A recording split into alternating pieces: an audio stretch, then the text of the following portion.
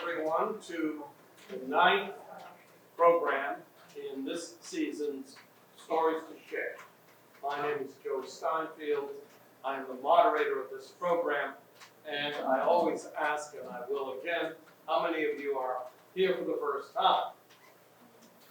Well, you know that's great, and you're just in time because we're at the 9th session, but we'll be back in October, and we hope you will all come. Let me begin by acknowledging a few people, beginning with Nancy Beltet and Jean Duval. Thanks to the two of them, there will be a reception with home-baked food and liquids for all of you immediately after today's speaker. So please plan to stay for the reception. I'd like to acknowledge our sponsors. You can see them up here on the screen: Savings Bank of Walpole, Bell Tates, and the Monadnock Transplant. We have only a few requirements to our speakers, one of which is that they agree to appear and speak without being paid. Nonetheless, we have some expenses, and our sponsors help us defray. Now, I looked up a town called, I have to check it again, Indianola, thank you. Iowa, which is the hometown of our speaker today. I've never heard of, and obviously I don't know how to pronounce that. But I learned two very interesting things. One of which is that among those listed as the town's most famous people is the new speaker. And another is that Indianola, did I get it? You got it. Thank you, is the home of the National Balloon Museum. No, this is no small matter. Every summer, if you go to Indianola, you can see 100 hot air balloons in the sky, right? Uh-huh. It takes a whole week. There's still time to book a trip that starts later this month. Well, our speaker still considers himself to be an Iowan, but he's been part of the Monadnock region, that's another requirement for our speakers, for 50 years. He may not be a New Hampshire native, but today he will talk about how being part of this region has affected and impacted his life. And he's had quite a life. He still is having quite a life, including quite a few different jobs. He's been a reporter. He's been the chief of staff for a governor. He's been the press secretary for 2 presidential campaigns. I'm sorry, neither of them worked out. With help from Ken Burns, he's made a lot of documentary films. And he is the author of, no, I said that the way I did it. Ken Burns has helped him out. And he's written 16 books and has a couple of more coming. He's also an environmentalist, and it's been an important part of his life. He's been appointed to all sorts of boards, including the National Park Foundation. So, as this, our 4th season, comes to an end, we are really excited, honored, and pleased to have a man of all seasons, Dayton Duncan.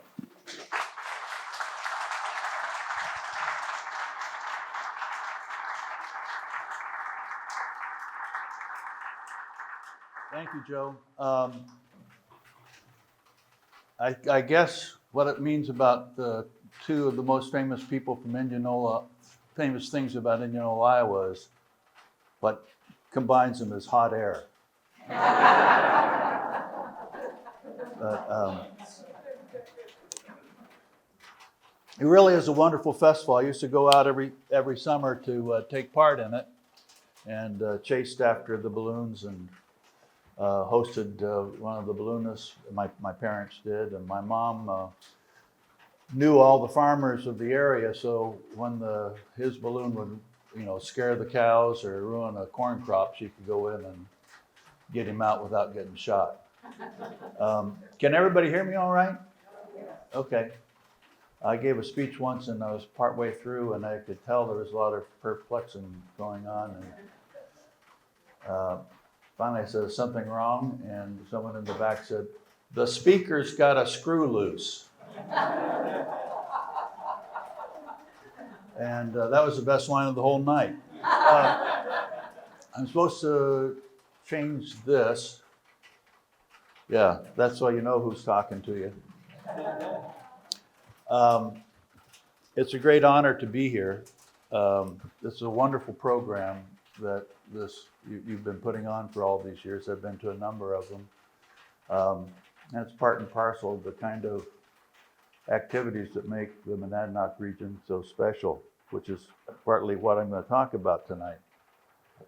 Mostly about what I'm going to talk about tonight.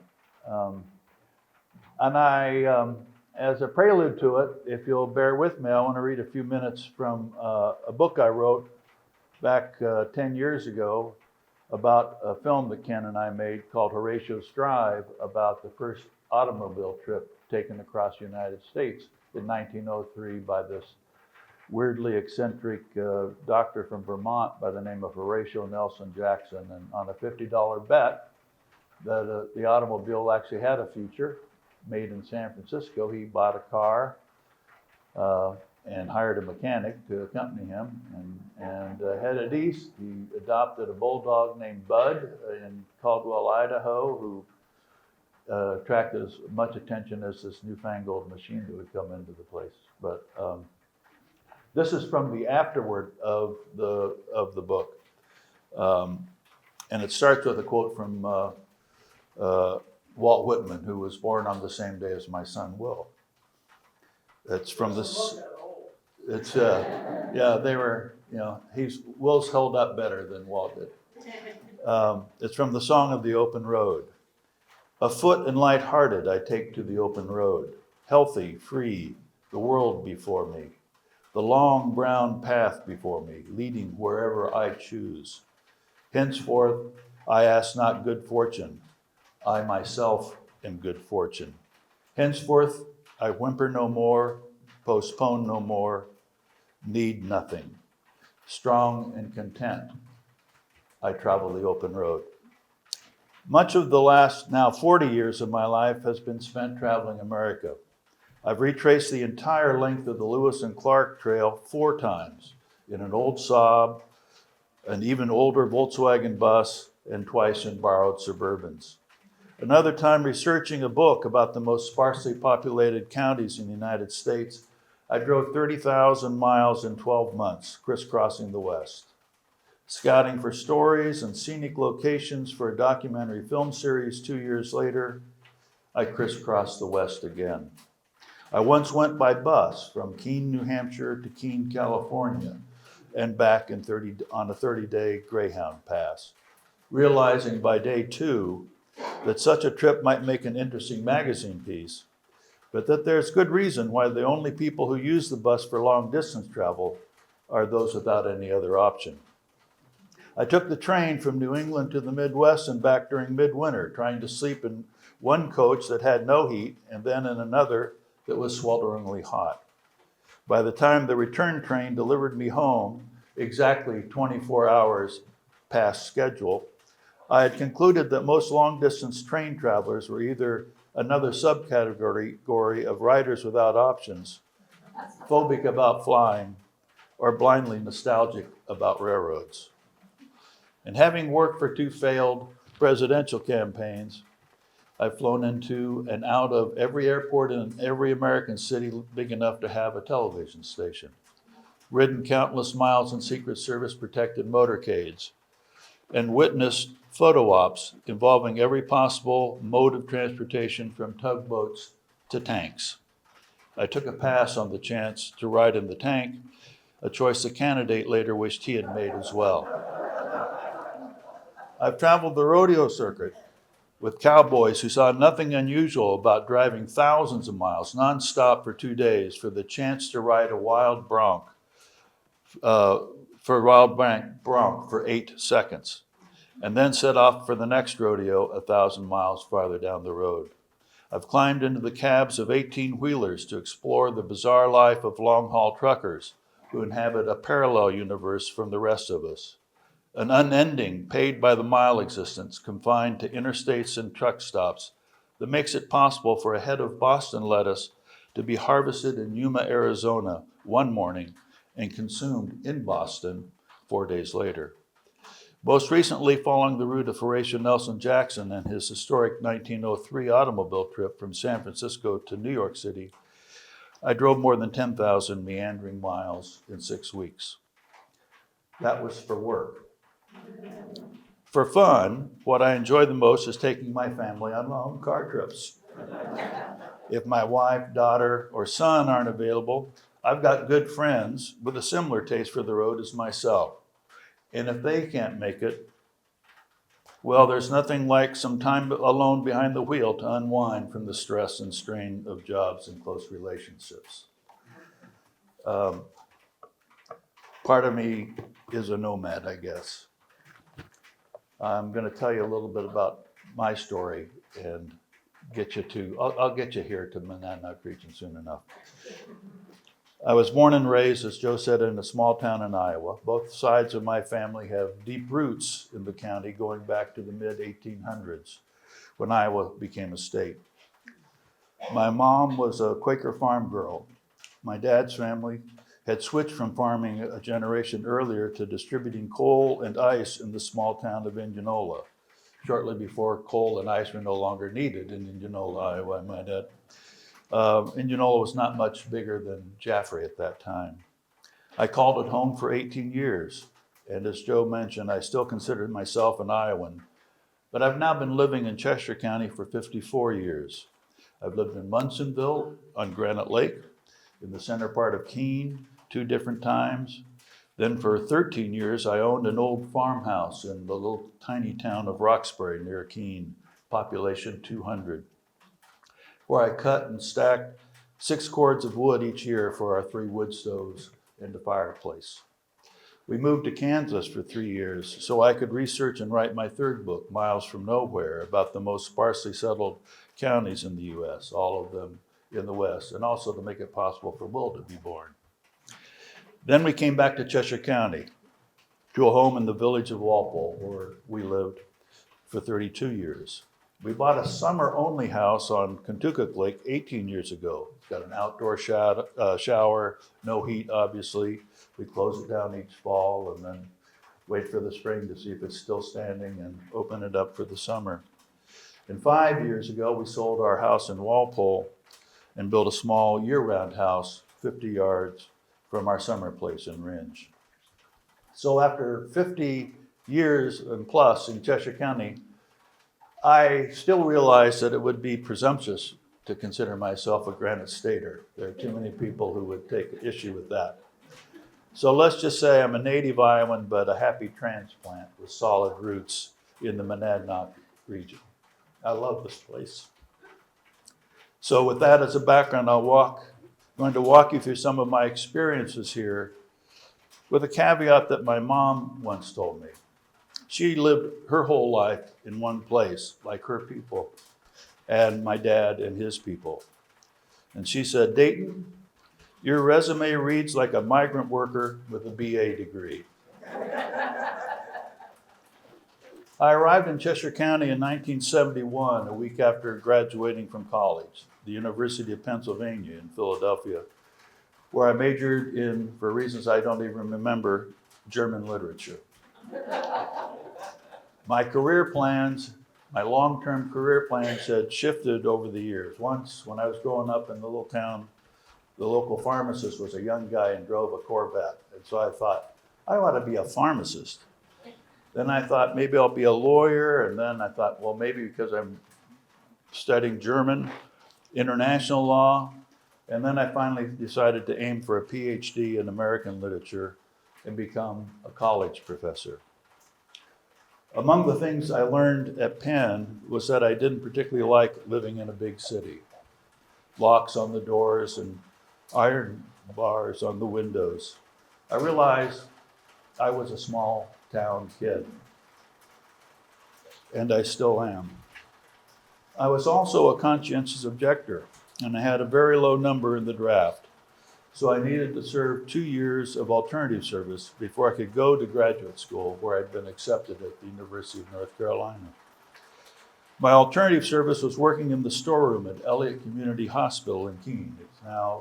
While I was there, we moved to the new Cheshire Medical Center up farther from the center of town.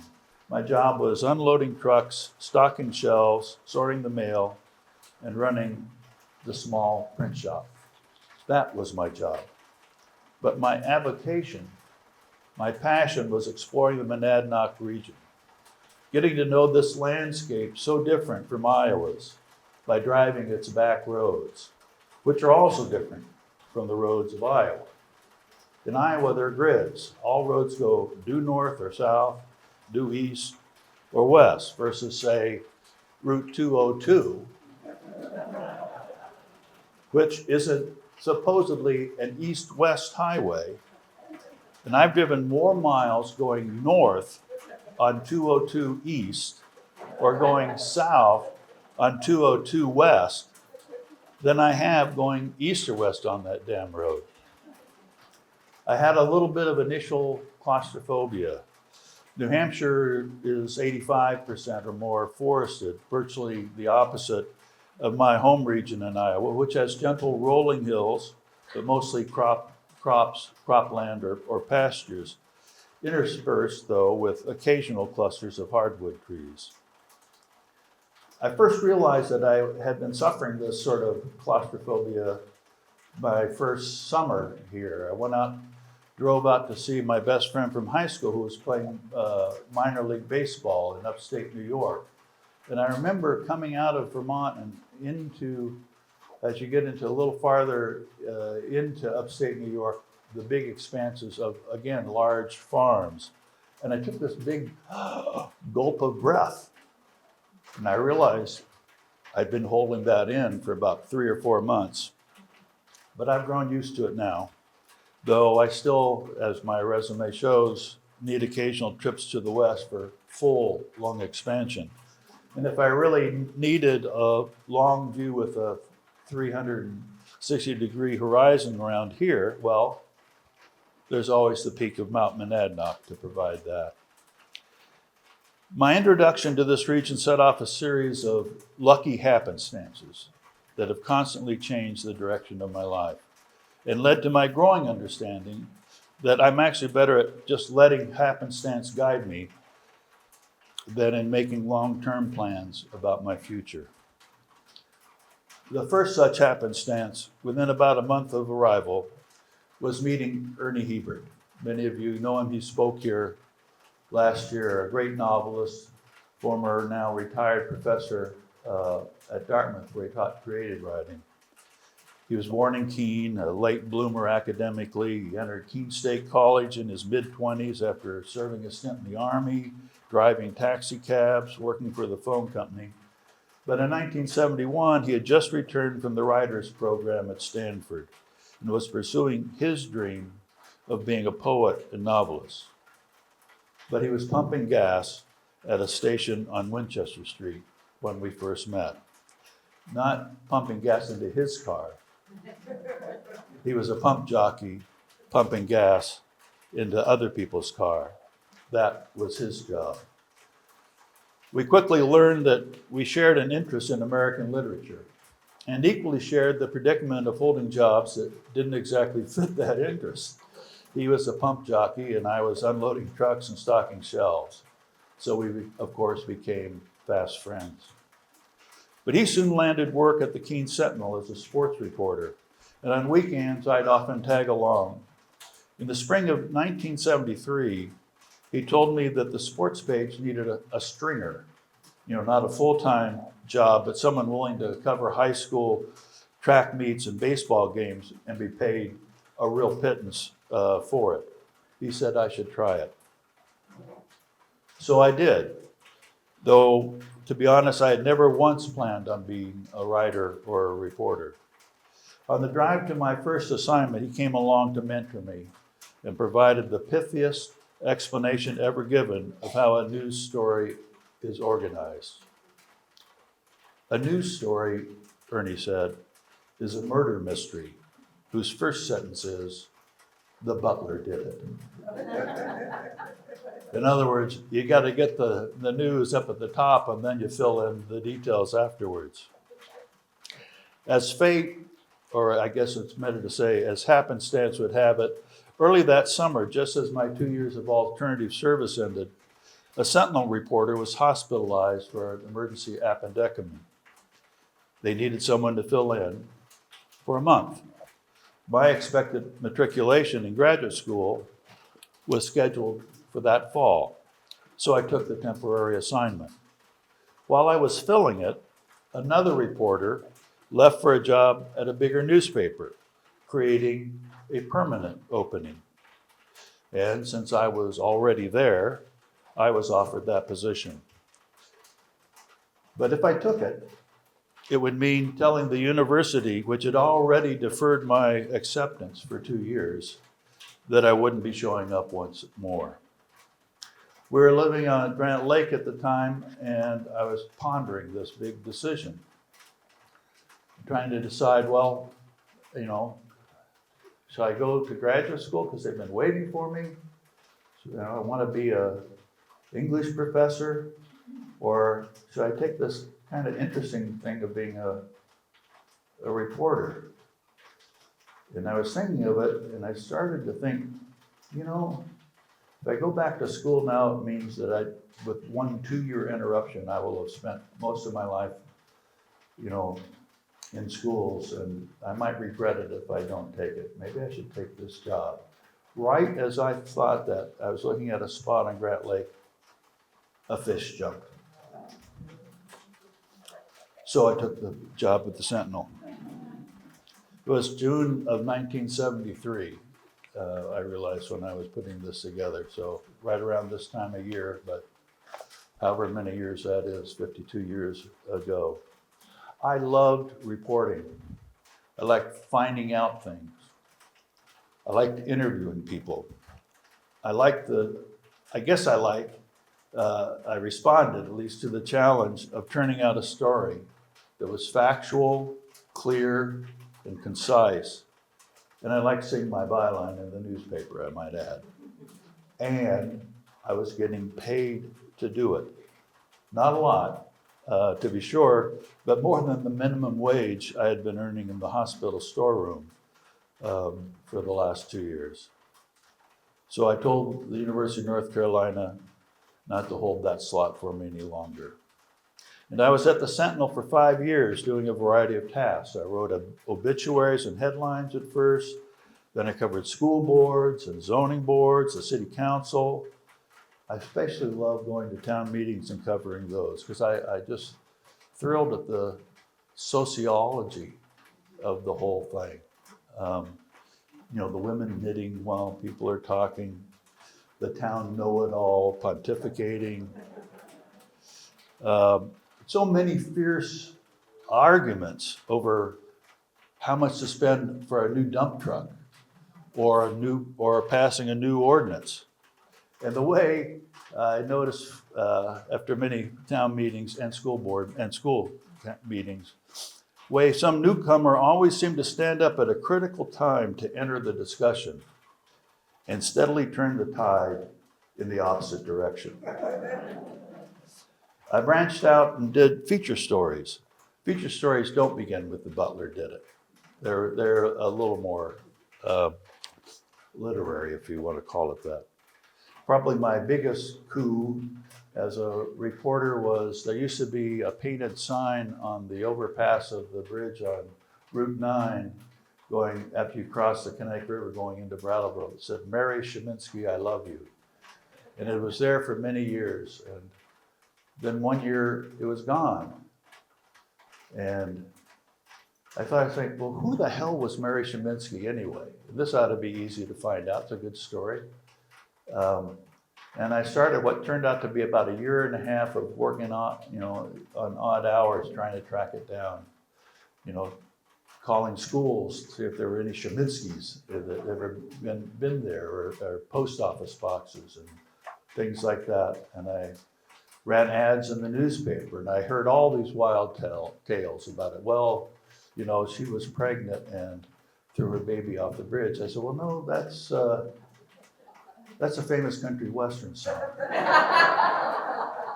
Who'd you hear that from? They'd tell me. I said, well, who did you hear it from? And they said, well, I don't know. And there are all sorts of tales.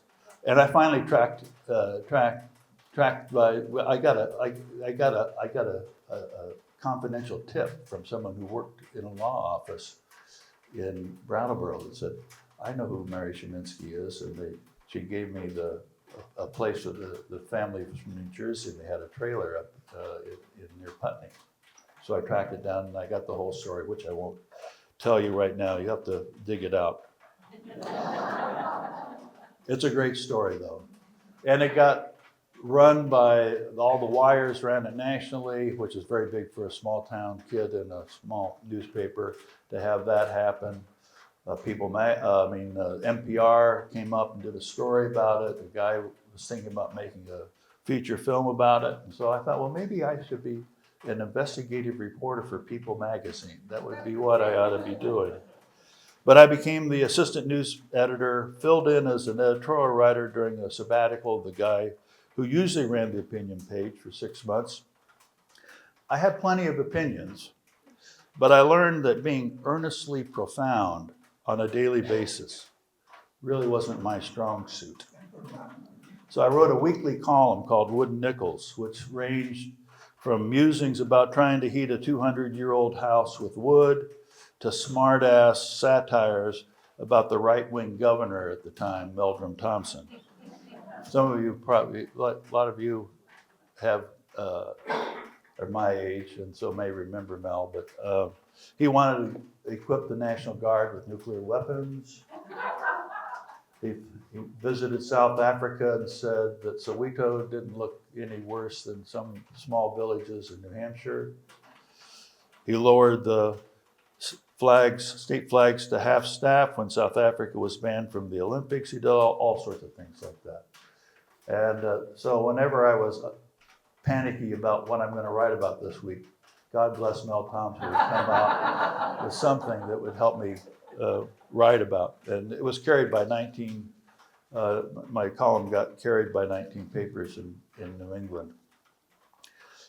In 1978, I learned that a group of environmentalists were spending the night on Mount Monadnock so they could welcome the sun at daybreak on what was called Sun Day, as a celebration of alternative energy.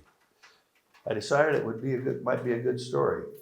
And so as assistant news editor, I assigned myself to do it. I didn't go up and spend the night with them as they were planning to do, but I met a group that were planning to climb the mountain in the pre-dawn and join their friends. We met at dark, had to have flashlights and stuff to get going up the White Dot Trail, and as we're moving our way up, I realized we're not going to make it for dawn. I mean, I didn't know what time that's going to be. I checked, and we just ain't going to make it. So I know it's hard to believe this, but I jogged up the last half. That was the first and last time I ever jogged up even half of Monadnock, believe me. And I got there just a few minutes before the sun was gonna pop. Now, reporters back in those days at the Sentinel, we also would take pictures with these old Rolleiflex box cameras. You know, you look down into them, everything's backwards, and we had a professional photographer who did other types of things. But if you're out covering a story, you're expected to bring back some film with you. Well, it was overcast, completely overcast, except right at the line of the eastern horizon. So when the sun was going to come up, it was going to be there for a minute at most before it rose into the cloud cover. And I just got there. I was getting my backpack out. I was trying to get my camera out, and I wasn't able to take settings or anything like that. And there came the sun, and I turned toward it, and I snapped the picture, and then the sun was gone. And then I did a few quick interviews, took some photographs of the people who had camped up there, and then I realized that it was still just dawn, and if I really humped it back down the mountain and drove like hell on the highway back to Keene and wrote real fast, I could write a story for that afternoon's edition. So that's what I did, and I got to work on it. Meanwhile, the full-time photographer, while I was still finishing the story, came out of the darkroom after developing the film and showed the managing editor what would have been supposed to be the money shot of the daybreak photo. Well, he played it on the front page with my story. My story wasn't a front page story, but that photograph was the best news photograph I ever took in my entire life. There was a kid up on the mountain. There were about 5 people up on the summit there, and this kid was pointing at the sun. And the way that it turned out, like the sun was, he was igniting the sun with his finger. And even the full-time professional photographer complimented me on how artistically I had framed the shot. So I just nodded knowingly and said, thanks. So after 5 years, I thought I'd found my calling. I would be a feature writer. My real ambition was to write those front page feature stories on the Wall Street Journal. Not business stories, but feature stories that are very well written and very interesting. I thought, that's what I want to do. And I left the Sentinel to write longer freelance stories.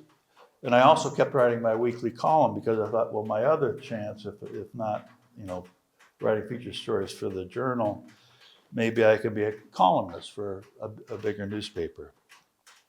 So I wrote stories that appeared regularly in the New Hampshire Times and often regularly in the Old Farmer's Almanac up in Dublin, where another great Monadnock region happenstance for me was making friends with Tim Clark, who was working for the Old Farmer's Almanac at the time. It was another person with my passion for writing and also boundless curiosity. And so I thought I was pretty much on my way there. And then another happenstance occurred. In an upset election, Hugh Gallen defeated Governor Meldrum Thompson, the man I had always counted on for supplying me with material for my column. I didn't know whether to be angry at Hugh Gallen or celebrate that he was now going to be trying to undo all the damage that had been done. And Gallen offered me a job as his press secretary. So it was another big decision. I thought, I'm a reporter. I don't get involved in politics and the workings of government. I report on them. I'm a purist. And then I thought, God, wouldn't it be interesting to be in the room when they're making these decisions? And wouldn't it be also the things that I believed in and that the new governor, Gallen, believed in? Wouldn't it be exciting to be part of that? No fish jumped, but I did, and I took the job. And later after a year, I became his chief of staff. In 1982, he lost his bid for a third term and then died unexpectedly during the transition. So I had to handle the transition to turn things over to a person I didn't care much for. And I wanted to get away from, as far as possible, from New Hampshire, for my own mental health, and maybe for the physical existence of the new governor, I don't know. I drove to California with a friend, flew to Malaysia to visit my sister who was working there at the time, flew back to San Francisco with my good pal Ernie Hebert and I. Then he drove back with me from San Francisco. My friends were worried, so we made it back. But I still wanted to stay away from New Hampshire. I talked to an editor at the Boston Globe, Sunday Globe magazine. I had 4 story ideas for him, each one requiring me to go someplace else. I had read one book about Lewis and Clark, and I pretended that I knew much more than I learned in that one book. It said, well, I'll retrace their route and write back about what they would find 185 years later, the people they meet, the experiences they had, and the changes that had occurred since it. And God bless him, that's the one he chose. And so I went out and did that and wrote my first story for the Boston Sunday Globe magazine. In 1983, I joined the Walter Mondale campaign for president as his deputy press secretary. I was on the road with him for 15 straight months. It will come as no surprise. He already spilled the beans. He didn't win. Luckily, I had been approached about making my magazine story about the Lewis and Clark journey into a book, and so I did that, called Out West. And then I did a book that kept me here in New Hampshire, and following the 1988 New Hampshire presidential primary for the year 1987, called Grassroots, in which I focused on volunteers all in Cheshire County.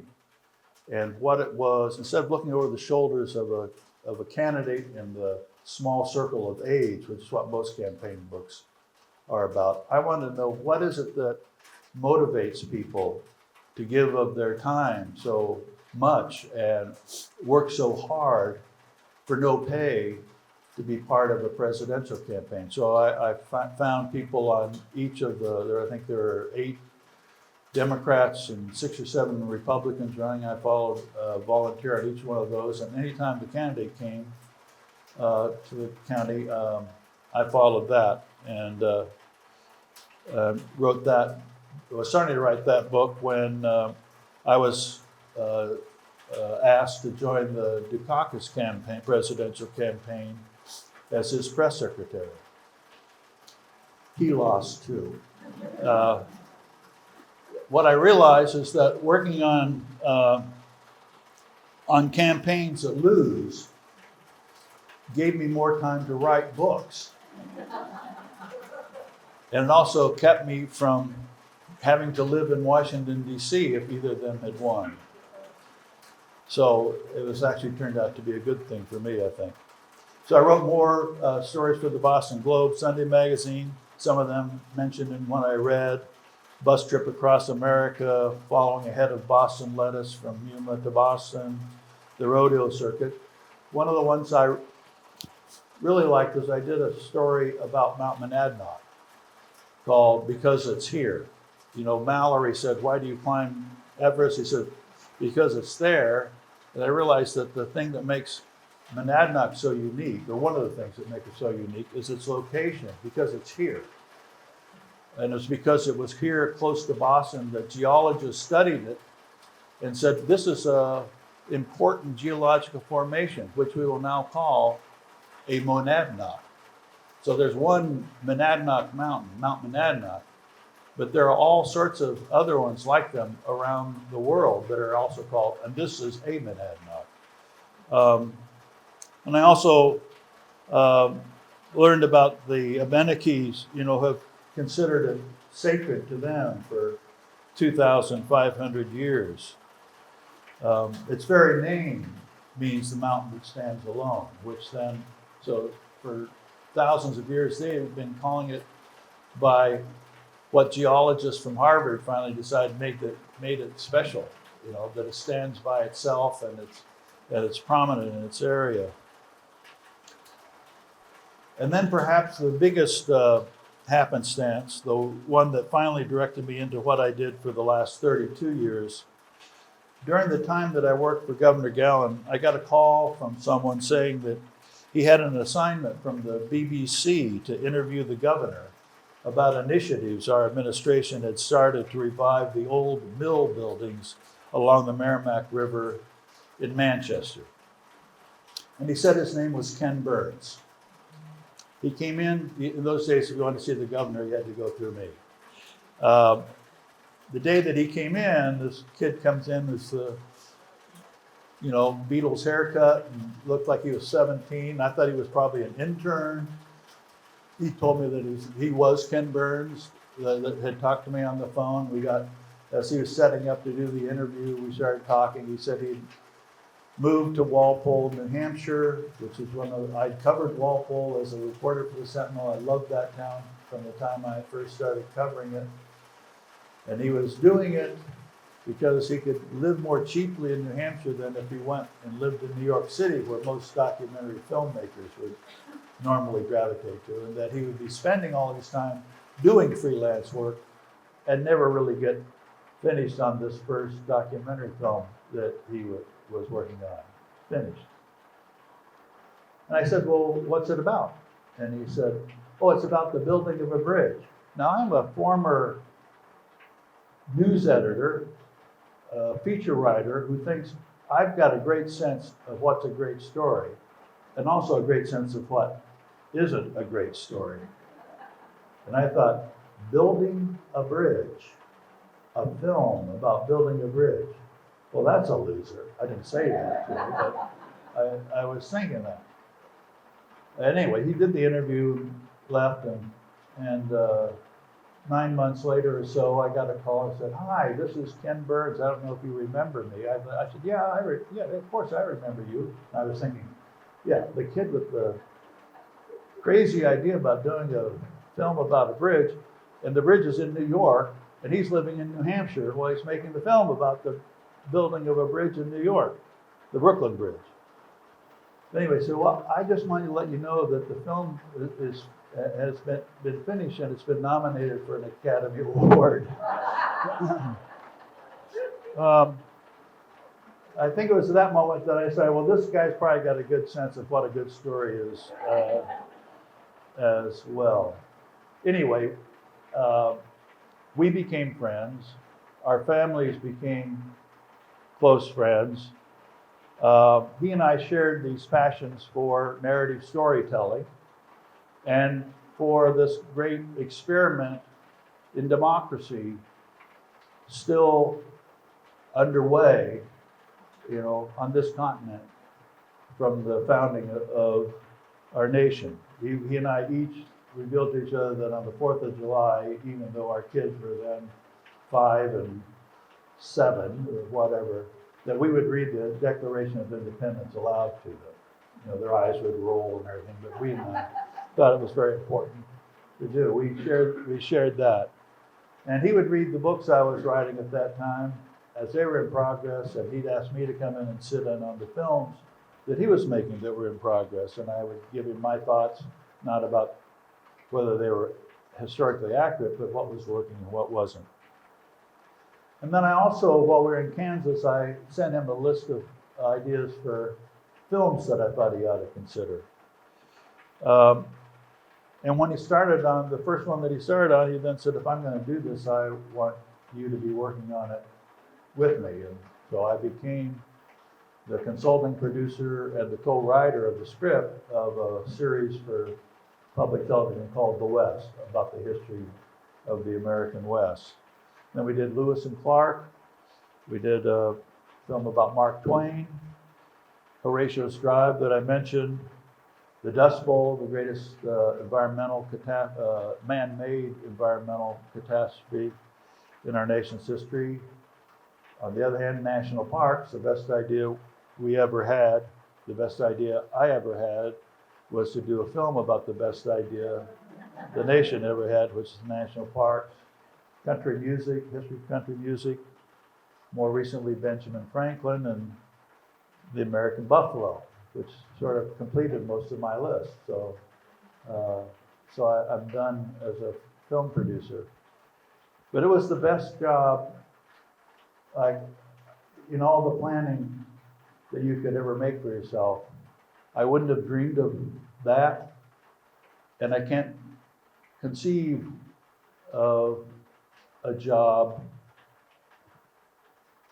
that would have been as fulfilling and fun and worthwhile as what I did. I sort of, all these were ones of my ideas, and And I sort of viewed them as self-directed postgraduate degrees in a topic I was either curious about or already passionate about. You know, my job as a producer included going out to the places that we were going to be filming. My job as a producer meant coming back with the film crew.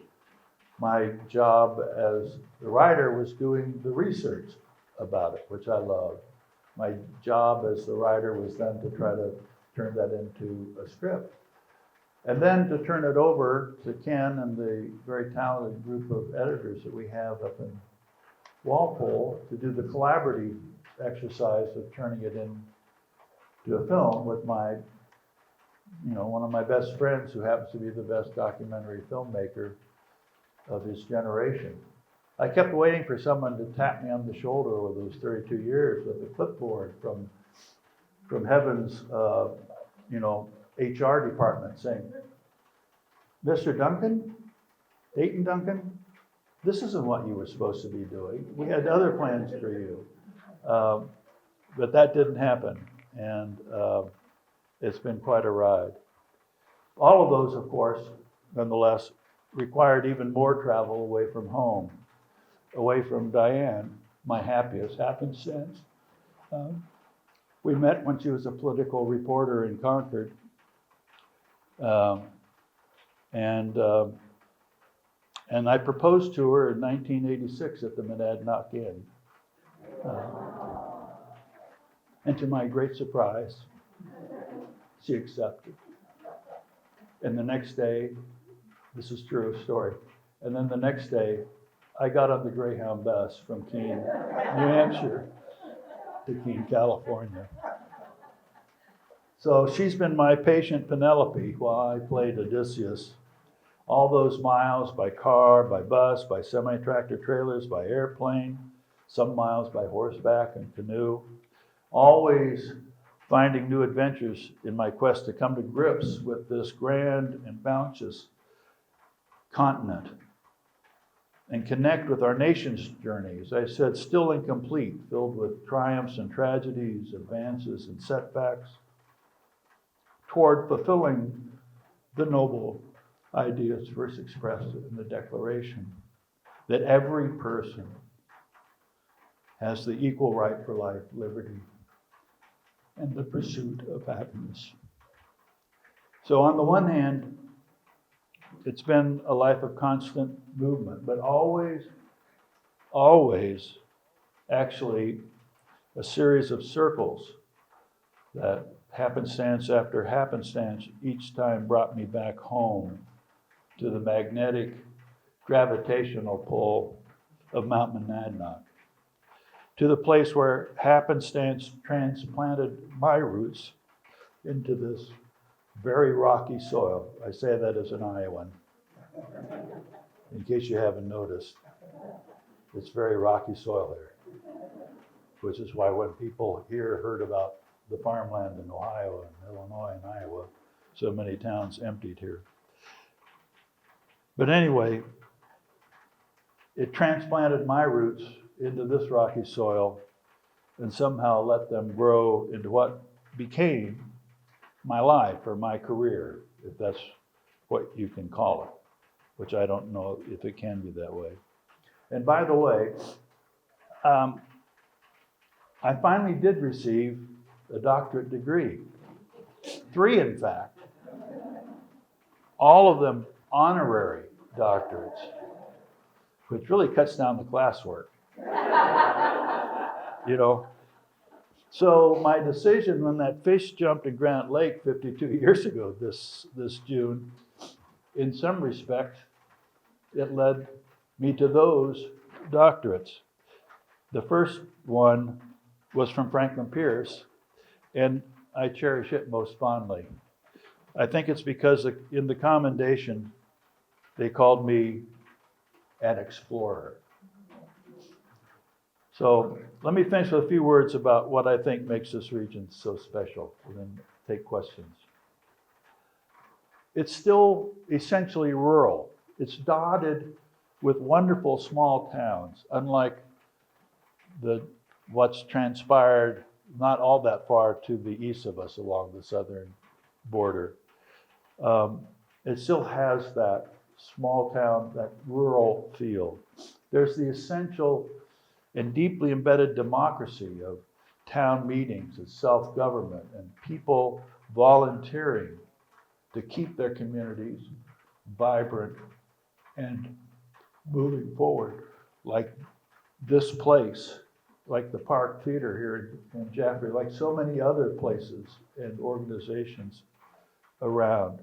And especially the way so many other people, natives and newcomers like me, have found that same magnetic pull of Monadnock as a place to pursue their passions. Artists, musicians, craftsmen, and an uncommonly high percentage of writers. It's probably not a complete coincidence that two of my favorite American writers at the time that I wanted to get a doctorate in American literature were drawn here. Mark Twain, in his final years, grieving for the loss of his beloved wife, Libby, spent 2 summers coming here, as you probably know. He loved the view of Monadnock, and he rented out 3 kittens from a neighboring farmer just so he could play with the kittens. He said, I was an expert in kittens. And I think that helped both the solitude of the mountain and the playfulness of those kittens helped him through a hard time. And of course, as you know, not far from here, Willa Cather is buried with its own wonderful view of Mount Monadnock. As Diane will tell you, when we were courting, I gave her my Antonia just to see what she'd think about it. She said she thought it was a test. And she passed it. I mean, she may have been lying to me, but she told me how much she liked it. Our son, Will, who's here as well, fits into this pattern. I want to say, too, he's an accomplished singer-songwriter, an aspiring poet, a budding novelist, and also a classic scholar. And there's a place on our property on the south shore of Lake Kentucket where he can see the tip of Monadnock from a plastic Adirondack chair that he's set up. He calls it the Onerion, a Greek word he fashioned meaning the dreaming place. And he also explained to me another Greek word, the omphalos, the name for a sacred round stone that the ancient Greeks placed at Delphi, meant to commemorate what they believed was the spiritual center of their world, where they could communicate with their gods. Omphalos, he told me, means navel. Not naval as in ships that go to sea, navel as in your belly button, right at the center of your being. And he also explained that over time, other writers and other cultures have adopted the word to mean any sacred place at the center of things. Monadnock, for us, is our omphalos, and it's probably yours too. Thank you.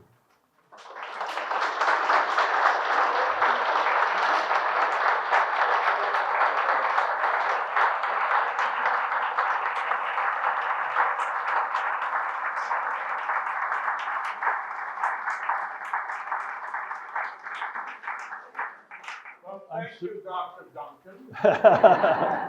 I didn't know there was a Keene in California. It's the only other. Question. Oh, only other served by Greyhound, I should say. In case you missed it, the only other one served by Greyhound. Who would like to ask the first question, please? Yes, please stand up. How was it for you to go from writing books to writing a script? Oh, okay. So the question is how, okay. What brought you from writing books to writing scripts? Or how, I think it's more how difficult was it? Yeah. Yeah. It's gotta be a transition. So, they are different. I mean, you know, a script for us, and we're Florentine Films, we're kind of word heavy versus many other films. So we have a lot of writing in it, but it's about 42 double-spaced pages for a 2-hour episode. And so that's not a book, you know. And even if you stretch it into 2 episodes or 3 or more, it's still not a book. So I was used to write news stories, which for which space and time and concision is important. But it was, the voice, if you will, of the narrator was easy for me. It was my friend Jeff Ward, who's written more of Ken's films than I have. He and I co-wrote Twain and co-wrote The West. Have sort of similar writing voices, if you will. So we didn't have a lot of problems with that. But what I learned to do is I would write the initial script that I would write before I turned it over to Ken and editors. I would make it twice as long as I knew the final film was going to be. I didn't want mine to be considered this is the final word, because when it switches from me to us, you want the collaboration to have its impact on where the story goes and how it's told. And to make those hard decisions, they needed to have information that they might not otherwise, because for many of them, what they knew about the topic was embedded in my script. So the other thing I learned by doing that, besides it benefiting our collaborative process over 2 years of editing, is that when Ken would cut just a beautifully written scene from the film, and could see, the tears welling up in my eye, he would pat me on the shoulder and say, "Well, don't worry, Dayton, it can still go in the book." So we, with each of the films that I wrote, we also did a companion book. And so when I started to write each companion book, that longer script was the starting point to expand upon. Well, it was the starting point to shrink for the film. Who else? Here's one here. So, How did you decide who would narrate the documentaries? yeah. The question is, how do we decide who the narrator is? Well, Ken's first 3 films, I think, his first film on the Brooklyn Bridge was based on David McCullough's magnificent book, which I had not read, about the building of the bridge. And he got him to be the narrator. And David, being a very literate, sharp writer and great voice, was a perfect narrator and was a narrator for the Civil War, which is the film series that really burst Ken's reputation onto the national scene. And then he struggled with some others when David said he wanted to go back. He's more interested in just writing his books and not narrating films. He struggled with different ones. I'm trying to remember the name of a guy that he had tried out, but he was a news announcer, and he said he couldn't get him not to be a news announcer. For us, we don't want somebody watching our film thinking at all about who the hell it is that's narrating it. We want that person to be focused on the words and the intention of the words and the story we're telling. And that's a great skill that certain people have. And so we've tried different people, and a lot of them have been very good. I suggested Peter Coyote for The West, which he did, and then he sort of fell by the wayside. And then when I was writing National Parks, I told Ken, I said, I'm writing this film and I'm hearing Peter Coyote's voice in my head as I'm writing it. So we got him to do it, and he was terrific and has done like 8 more since then. But that narrator, our narrator does not have an opinion. He or she is the voice of God giving you the facts and trying to keep the story moving without being dramatic. And it's sort of an anti-acting effort on their part. Time for one more? Yes, please. Maybe this isn't a question, but a story. No, we don't have stories. You have to turn it into a question. About 2 months ago, I heard this story from the director of the Historical Society of Jaffrey County, Ken Carroll. I think you may have been at the exhibit about that. She said a group of Keene State students were assigned to look at your full body of work, Mr. Stein, and then come back with the part of his work that really caught their interest the most, and that maybe they would do an exhibit of it. And it turned out they came back and they were most fascinated by you working on the zucchini, of which they're going to create an exhibit. Yeah. Well, that's a good story. Any comments? Yeah, well, when we were downsizing to move from Walpole to Lake Nkukut full-time,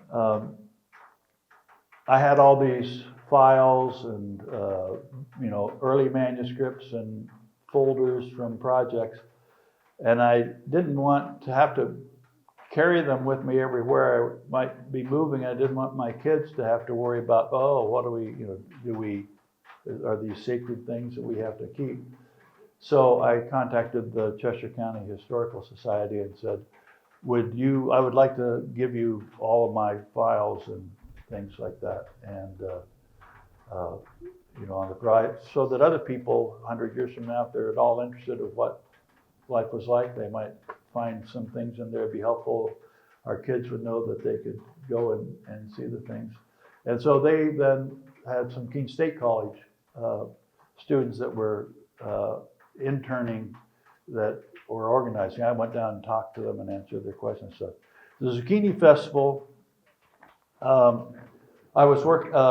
there was a group of us, Chick and Pat Colony and Pookie Hayden and Jim Rumanier and myself and a bunch of, 5 or 6 other people, one, I think, February night up in Harrisville, drinking way too much wine.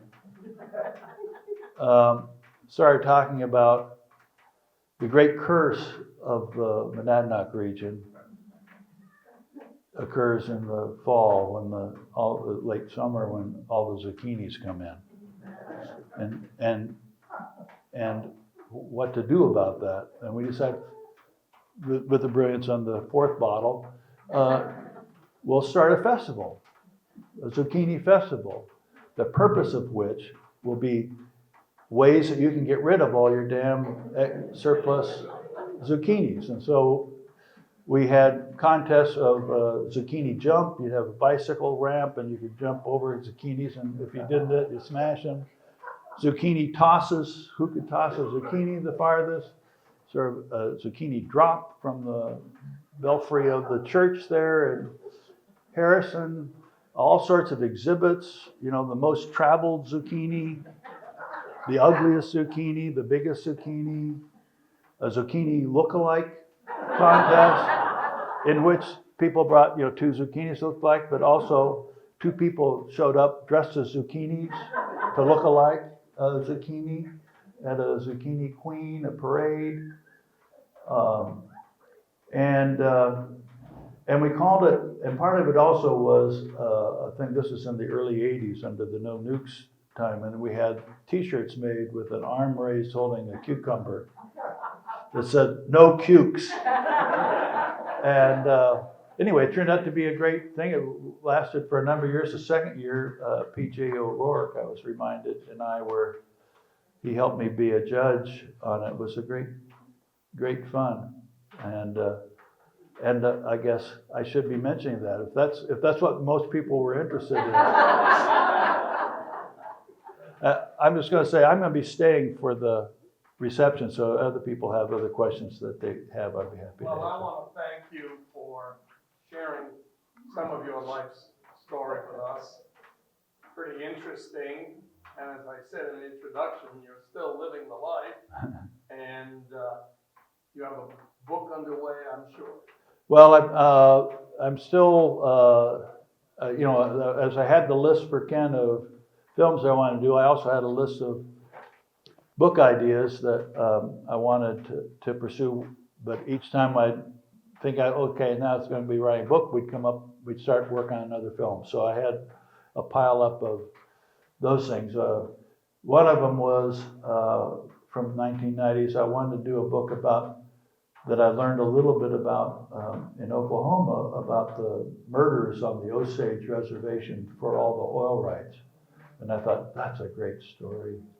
And I started looking into it a little bit, and I said, okay, that's on my list. I'm going to do that story when I get a chance. And then, of course, Killers of the Flower Moon came out, went to the top of the bestseller list. So I said, as I crossed it off my list, I thought, you were right, Dayton. That was a great idea. Please pat yourself on the back for that. So anyway, I don't know what it's going to be yet. Whatever it is, don't tell us because somebody else will run on. Right, yeah. I want to take a couple of more minutes before the reception. So just bear with me. First, I want to thank Megan Raymond, who's back there running that.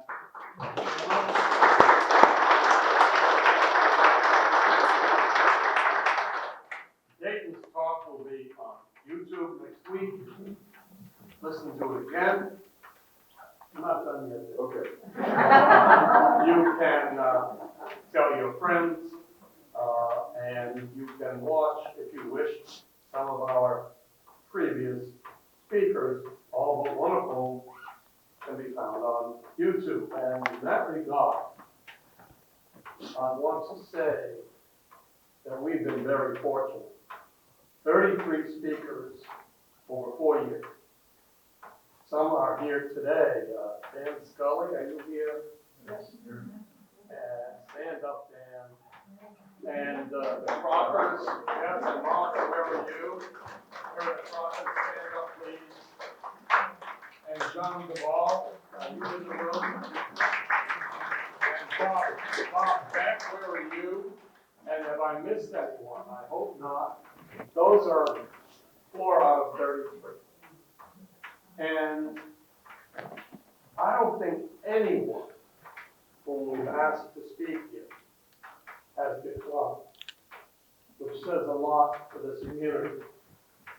Now, when we began, there was a pandemic, and in the first season, we probably had not many more attendees than are here for this one talk, spread out over 8 weeks. And it has grown thanks to all of you and many other people. And I didn't get here 50 years ago, Dayton, but Virginia and I came to Jaffrey 40 years ago.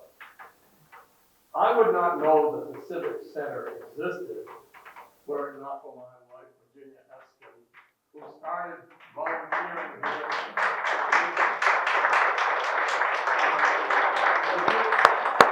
Would you be willing to stand up for those who don't know? Please. As you all know, she's sharp. And Virginia introduced me to the Civic Center, and then we came up with the idea that there ought to be something between the end of Amos Fortune and the beginning of Amos Fortune, and thus Stories to Share was created. A great deal of credit goes to the people in the room, and I'm looking at regulars. I'm even pointing at regulars, Peter and Harvey and others who have been here from day one. They are loyal. So it's been my great pleasure to serve as founder and the moderator. Where's Sean Driscoll? Sean, can I get you to come up here? I got to thinking a while back that it's time to pass the baton, and how lucky, how absolutely fortunate we are that Sean has agreed to take on Stories.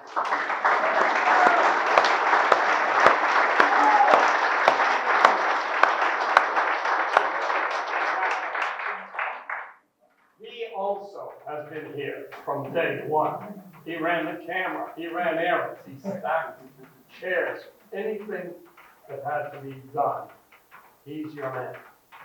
And I'm really looking forward to next season. I'm going to take off my tie, I'm going to register, and I'm going to sit with all of you. Sean, thank you for taking this on.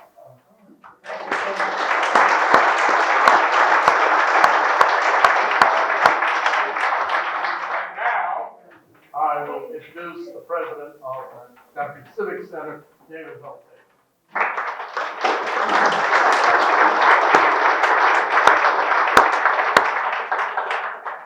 Thank you, everyone. Jody is so. Duncan, thank you very much You're welcome. for speaking today. Thank It you. was a pleasure. There's a bag of some goofy Jaffrey items in there. All right. First of all,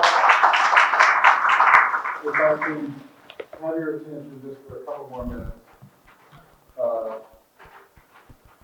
Before we move on, I'd like to take a moment to express my heartfelt gratitude to many people who have helped make this program and the Stories to Share series be a success over the past few years. First and foremost, many thanks go to John Ball and my wife. If you wouldn't mind please coming up. My wife likes to stay behind the scenes.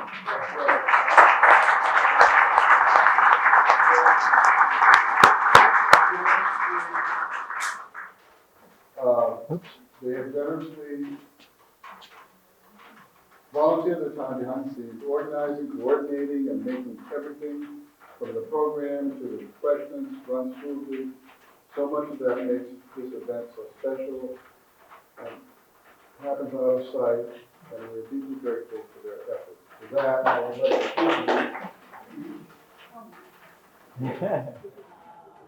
to Yeah.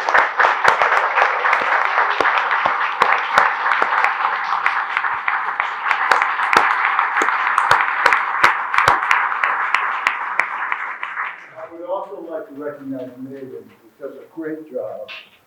I have a gift for you. Stay in your booth.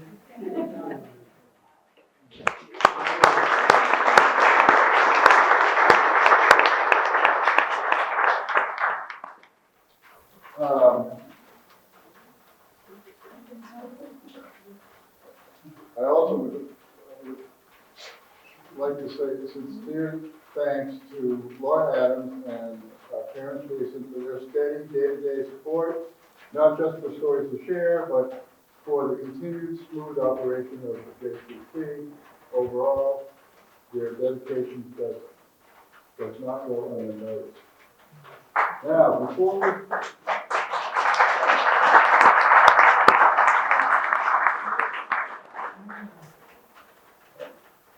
we now may I ask for another moment of your attention for a special acknowledgement on behalf of the JCC and everyone involved in this program. I want to extend our deepest appreciation to Joe Stonefield.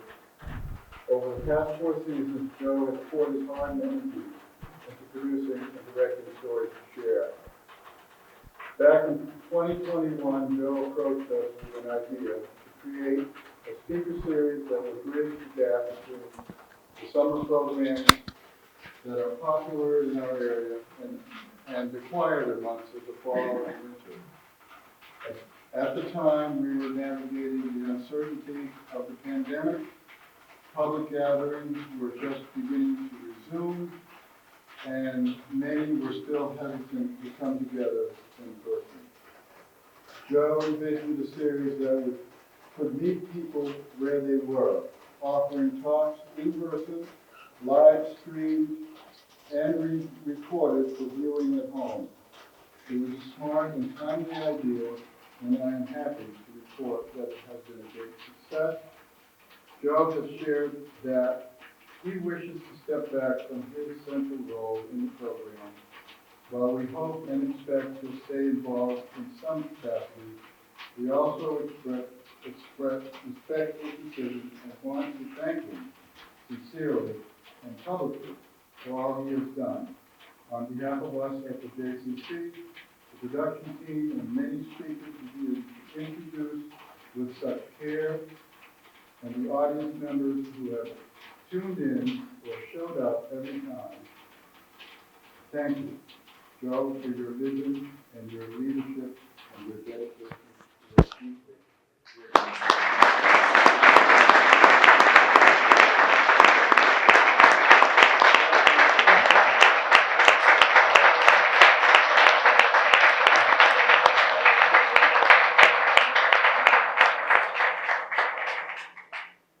Please join us for refreshments. You guys in there? Thank you.